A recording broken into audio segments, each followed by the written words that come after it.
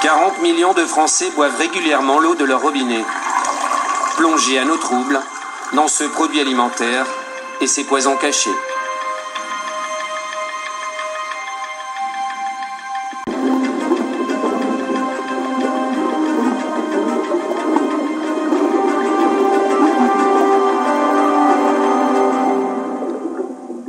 « 5 millions de Français ont bu en 2008, au moins une fois, des pesticides. »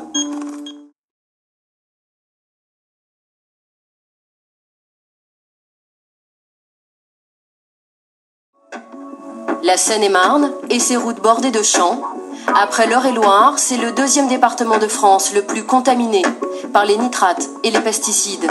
La Cambrie qui est là, Luminel les Ormeaux. Marie-Paul Duflot préside l'association Nature-Environnement Seine-et-Marne. L'eau potable, elle en a fait son combat. Lumininel-Ormeaux. Pour certains quartiers du village, le taux de pesticides dépasse 7 fois la norme.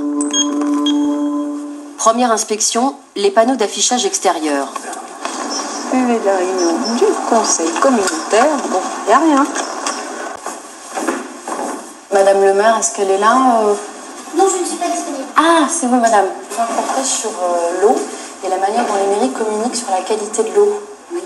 Vous prenez un rendez-vous parce que moi, aujourd'hui, je n'ai pas le temps. D'accord, mais c'était juste pour savoir pourquoi ça n'était pas affiché alors que c'est une obligation des mairies d'afficher. C'est affiché en principe dans les mairies. Bah oui. Donc voilà, c'est pas là aujourd'hui, c'est pas de chance. D'accord ? C'est pas de chance, Mais donc pour les citoyens, c'est pas de chance. Oui, mais aujourd'hui, je n'ai pas le temps.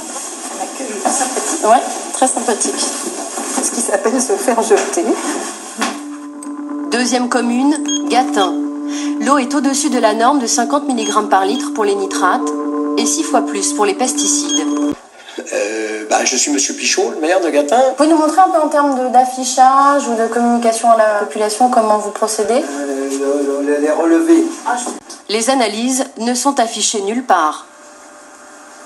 Vous savez que c'est obligatoire d'afficher en mairie ? Oui, je sais. Mais pourquoi ça n'a pas été fait alors ? Ah, madame, pourquoi que ça n'a pas été fait, pourquoi que c'est fait, pourquoi que c'est... Vous savez, je vous le dis, je vous le répète, on n'a aucun malade, aucun mort. Des fois, je blague avec les gens, l'eau. Mais on n'a pas grand-chose, nous. C'est beaucoup. C'est les pesticides qu'on a. Et les nitrates. La secrétaire vient de sortir ce document d'un tiroir. Il confirme bien des dépassements en nitrates et en pesticides. Voilà. Et là, il y a des restrictions à la consommation là sur Non. ce relevé. Si, bien sûr. Non, mais que les femmes enceintes et puis les nourrissons, oui. Les nitrates et les pesticides sont reconnus maintenant par tout le monde comme étant d'origine agricole. Qu'est-ce que vous connaissez faut arrêter de dire ça, faut arrêter. Alors là, vous allez me mettre en colère, là. Parce que moi... Pas de chance, le maire est un ancien agriculteur.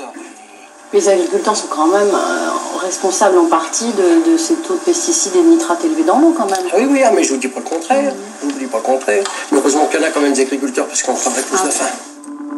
Dernière commune, Courpalais.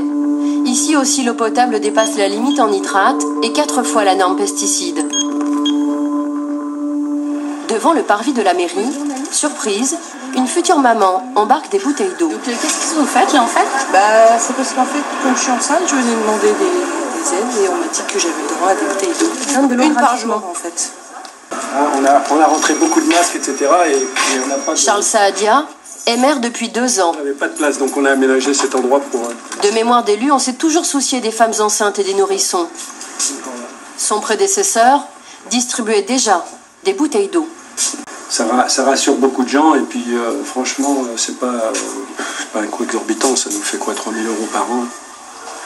Oui, il faut le faire. Non, c'est même pas il faut le faire, c'est un devoir de solidarité, c'est un devoir, oui, non, ça c'est pas des choses qui me gênent beaucoup, franchement. En tout, sur les 5 communes testées lors du tournage, une seule informe sa population et protège les femmes enceintes et les nourrissons. Une dérogation préfectorale. L'Échelle, petit village de 530 habitants. Aujourd'hui, monsieur le maire a rendez-vous à la préfecture. Il souhaite obtenir le droit de donner à sa population une eau qui dépasse la norme. Selon lui, cela fait plus d'une génération qu'elle est régulièrement contaminée par les pesticides et les nitrates. Ça vous inquiète pas que les gens boivent de l'eau chargée en nitrate et en pesticides depuis maintenant 20 ans ici? Oui, oui, facilement. Ça vous inquiète pas, ça?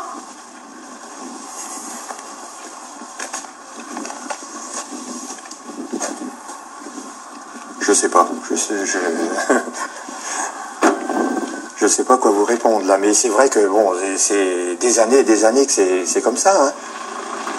Pour décrocher une dérogation de 3 ans, les maires doivent s'engager à régler leur pollution de l'eau.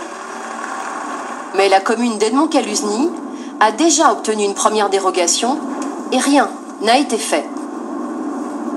Pendant la première dérogation, non, il n'y a pas eu de travaux de fait parce que il y a plusieurs communes concernées et puis c'était beaucoup de discussions pour pouvoir élaborer ce projet. Donc c'était pas tellement concret, si vous voulez. Mais si ça dure plus de 3 ans, on va être obligé de refaire une troisième dérogation. Elle a dit que c'était la dernière. Hein. Ah oui, oui, mais en principe, on peut en avoir une troisième. Hein. Oui. Alors on espère que à ce niveau-là... C'est un peu plus difficile. Hein. Oui. Mais bon. Vous pensez que vous n'allez pas réussir à faire les travaux dans les 3 ans, en fait? Non. Fin 2011, donc les travaux vont démarrer et ça va durer 4 ans. Donc ça va nous emmener en 2015. Hein. Les habitants de l'Échelle devront attendre encore 5 ans avant d'avoir de l'eau potable à leur robinet. Ces dérogations peuvent s'éterniser jusqu'à 9 ans. Et pendant ce temps, le ministère de la Santé oublie de dire aux populations que l'eau peut être interdite pour les femmes enceintes et les nourrissons. Sur son site internet, voici ce que le ministère se contente d'indiquer: eau d'alimentation conforme par dérogation. Monsieur le préfet, Michel Guillot, est convaincu du bien fondé de ces dérogations sur l'eau. Pourquoi l'État accorde des dérogations aux communes qui ont des dépassements? Si l'État accordait des dérogations et que rien ne se passe, ce serait, pardonnez-moi, complètement inutile. Mais l'État n'accorde de dérogation que parce que la commune s'engage à un projet de réalisation, d'investissement qui aboutira à terme à une solution pérenne, donc à une qualité de l'eau satisfaisante.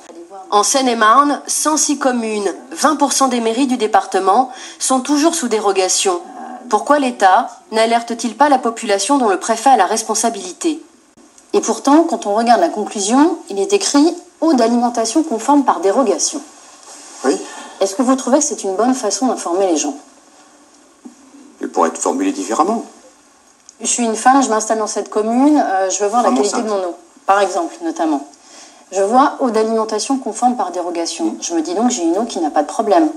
Et pourtant, c'est une eau qui est interdite à la consommation pour les femmes enceintes. Écoutez, oui, ça manque sans doute d'éléments de précision. Je suis d'accord avec vous, oui. Il faudra je l'indiquerai au ministère de la Santé et également au service d'action sanitaire et sociale, oui, c'est sûr. Ça n'est pas un mensonge, simplement c'est une imprécision, d'accord.